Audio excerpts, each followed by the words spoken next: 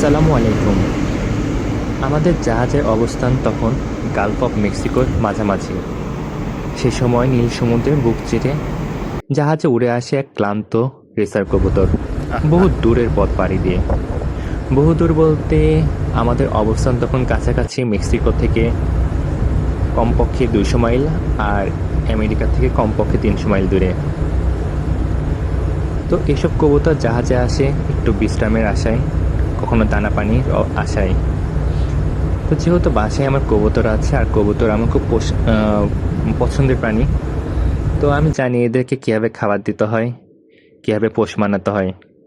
এলাকার এক ছোট ভাই তো আমার সাথে চ্যালেঞ্জ করে হেরে যায়। সে বলেছিল আমার হাতে বলে তার কবুতর আসবে না। পরে যখন আমার হাতে তার কবুতর আসে তখন সে খুব অবাক হয়, বলে ভাই আপনার হাতে ম্যাজিক আছে। যাই হোক, এই রেসার কবুতরকে পরে দানা পানি খাবার খাওয়ায়ে ভালোবাসা দিয়ে বিদায় জানিয়ে দিই, যেন সে নিরাপদে পৌঁছে যায় তার ঘরে। ধন্যবাদ।